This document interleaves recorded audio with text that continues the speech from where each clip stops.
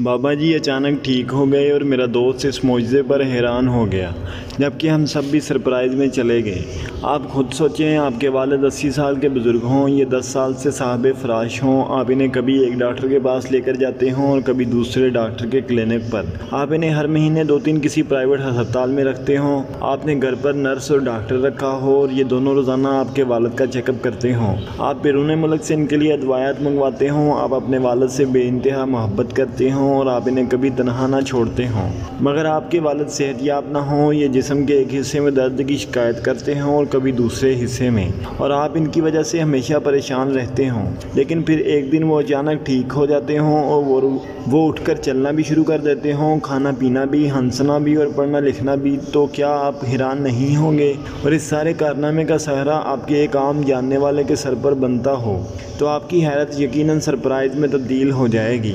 اور میرا دوست اور ہم سب دوست اس معجزے پر سرپرائز تھے۔ یہ معجزہ ہوا کیسے؟ آپ اس سے قبل وہ واقعہ سنیے جس کے بطن سے اس معجزے نے جنم لیا۔ میرا دوست والد کو لے کر ڈاکٹر کے کلینک پر جا رہا تھا۔ راستے میں اسے اچانک باس کا فون آ گیا۔ باس نے اسے ایمرجنسی میں آفس طلب کر لیا۔ یہ مجبوری واقعی مجبوری تھی اور میرے دوست نے ہر صورت بینک بند ہونے سے قبل آفس پہنچنا تھا۔ اسے سمجھ نہیں آ رہی تھی وہ والد کو کہاں چھوڑ کر جائے۔ کلینک اور گھر دونوں دور تھے جبکہ آفس اس جگہ سے نزدیک تھا۔ وہ چند لمحوں کے لیے سڑک پر رک گیا۔ اس نے سڑک کے دائیں بائیں پلازوں کی طرف دیکھا۔ اسے اچانک یاد آیا یہاں اس کے ایک جاننے والے کا دفتر ہے۔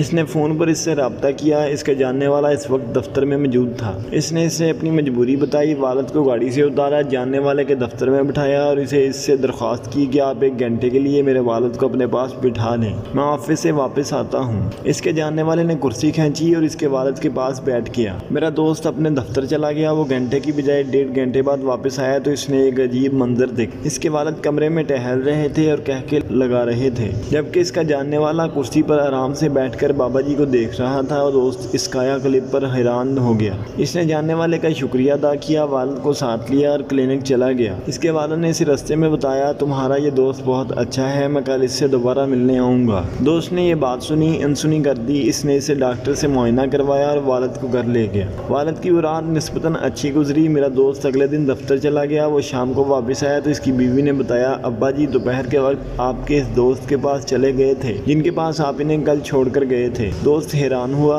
مگر خاموش رہا۔ اگلے دن بابا جی دوبارہ وہاں چلے گئے اور یوں یہ معمول بن گیا۔ بابا جی وہاں جاتے، 2-3 گھنٹے وہاں گزارتے اور واپس آ جاتے۔ میرے دوست نے والد کے مزاج میں اس دوران بڑی تبدیلی دیکھی۔ اس کے والد خوشباش رہنے لگے، ان کی ادویات بھی چھوٹنے لگیں اور ڈاکٹروں کے پھیرے بھی کم ہو گئے۔ میرا دوست اس معجزے پر حیران تھا۔ وہ ایک دن شکریہ ادا کرنے کے لیے اپنے جاننے والے کے پاس چلا گیا۔ اس نے دوست کا شکریہ ادا کیا اور اس کے بعد پوچھا، تم نے میرے والد پر کیا جادو کیا؟ یہ ہر وقت تمہاری تعریف کرتے رہتے ہیں، یہ خوش بھی بہت ہیں اور یہ صحت یاب بھی ہو رہے ہیں، تمہارے پاس کیا جادو ہے؟ میرے دوست کے دوست نے حیرت سے اس کی طرف دیکھا اور جواب دیا، جادو؟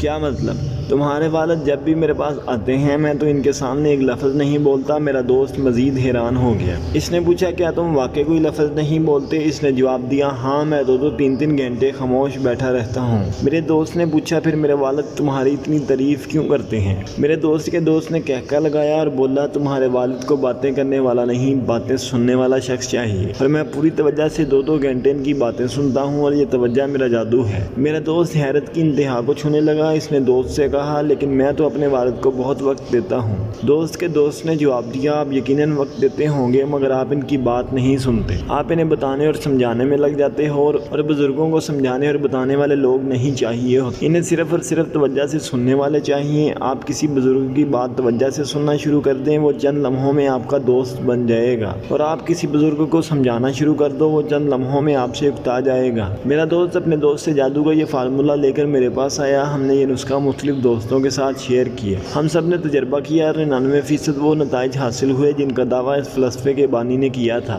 ہم حیران رہ گئے۔ آپ نے کبھی سوچا ہم اللہ تعالیٰ کو اللہ تعالیٰ کیوں مانتے ہیں؟ اس کی ہزاروں لاکھوں وجوہات ہو سکتی ہیں، اور ان ہزاروں لاکھوں وجوہات میں سے ایک وجہ اللہ تعالیٰ کی طرف سے ہمیں برداشت کرنا، ہمیں سننا بھی ہے۔ اللہ ہماری زندگی کی واحد قوت ہے جو ہماری بات غور اور توجہ سے سنتی ہے، اور یہ اس کے جواب میں ہمیں کوئی نصیحت نہیں کرتی۔ اللہ تعالیٰ ہمیں روزانہ کی بنیاد پر برا بھلا بھی نہیں کہتا اور یہ ہمیں بار بار سمجھانے کی کوشش بھی نہیں کرتا۔ ہم میں سے کون ہے جو اللہ کے سامنے بہت معمولی باتوں پر گڑ گڑاتا نہیں، جو اللہ تعالیٰ کے سامنے ناانصافی، زیادتی، بے روزگاری، بیماری اور سماجی مسائل کا رونا نہیں روتا؟ اور اللہ تعالیٰ جواب میں اس کو خط لکھتا ہو، اس سے گفتگو کرتا ہو، یا پھر ٹیلی فون، فیکس یا ای میل کے ذریعے اس کے اعتراضات کے جواب دیتا ہو۔ اللہ تعالیٰ یا قدرت ہم سب کے اعتراضات، دعاؤں اور دلائل کے جواب میں مکمل خاموشی اختیار کرتی ہے، اور یہ خاموشی وہ مغناطیسی کشش ہے جو ہمارے دلوں کو قدرت یا اللہ تعالیٰ سے جوڑے رکھتی ہے۔ ہم جب بھی اللہ تعالیٰ سے رابطہ کرتے ہیں ہمیں پورا یقین ہوتا ہے اللہ تعالیٰ ہماری پکار، ہماری بات پوری توجہ سے سن رہا ہے، اور یہ یقین ہم میں حوصلہ بھی پیدا کرتا ہے اور ہمت بھی۔ اللہ تعالیٰ کی یہ خاموشی اور اللہ تعالیٰ کی یہ توجہ خدا کے خدا ہونے کی دلیل ہے۔ توجہ اور خاموشی اللہ تعالیٰ کی سنت ہے، اور ہم میں سے جو شخص اس سنت پر عمل کرتا ہے اس کی ذات میں مقناطیسیت پیدا ہو جاتی ہے، اور یہ مقناطیسیت جادو کی طرح دوسروں پر اثر کرتی ہے۔ ہم سب پوری زندگی دوسروں کی سنتے رہتے ہیں، والدین سے لے کر استاد تک، اور محلے والوں سے لے کر مولوی صاحب تک، اور ہمسائے سے لے کر ڈاکٹر صاحب تک۔ دنیا کے تمام لوگ ہمیں کچھ نہ کچھ بتاتے رہتے ہیں، ہمیں کچھ نہ کچھ سمجھانے کی کوشش کرتے رہتے ہیں۔ ہم یہ سب کچھ سن کر تنگ آ جاتے ہیں، اور پھر ہمارے دل میں ایک خوفناک خواہش سر اٹھاتی ہے، کاش کوئی ہماری بات بھی سن لے، کاش کوئی ہم پر بھی توجہ دے دے۔ ہم لوگوں سے بات کرنے کی کوشش کرتے ہیں مگر یہ ہمارے ساتھ بحث شروع کر دیتے ہیں، یہ ہمارے سامنے آرگومنٹس کی انبار لگا دیتے ہیں، اور یوں ہماری بات کرنے کی خواہش ہی رہ جاتی ہے، اور ادھوری خواہشیں کینسر ہوتی ہیں۔ خواہشوں کا صرف ایک ہی حل ہے، آپ انہیں پورا کریں یا پھر مار دیں، آپ انہیں ادھورا نہ رہنے دیں، کیونکہ ادھوری خواہشیں چند ماہ میں بیماری بن جائیں گی، اور ہمارے تمام بزرگ اس بیماری کا شکار ہوتے ہیں۔ ان کے اندر توجہ کے حصول کی شاہی خواہش موجود ہوتی ہے، ایک کنگ کینسر جو ہمارے بزرگوں کو زندہ رہنے دیتا ہے اور نہ ہی آرام سے مرنے دیتا ہے۔ یہ جی جی کر مرتے ہیں اور مر مر کر جیتے ہیں، اور میرے دوست کا دوست اس عارضے کو سمجھ گیا تھا، اس نے توجہ اور خاموشی کو اپنا ہنر بنا لیا۔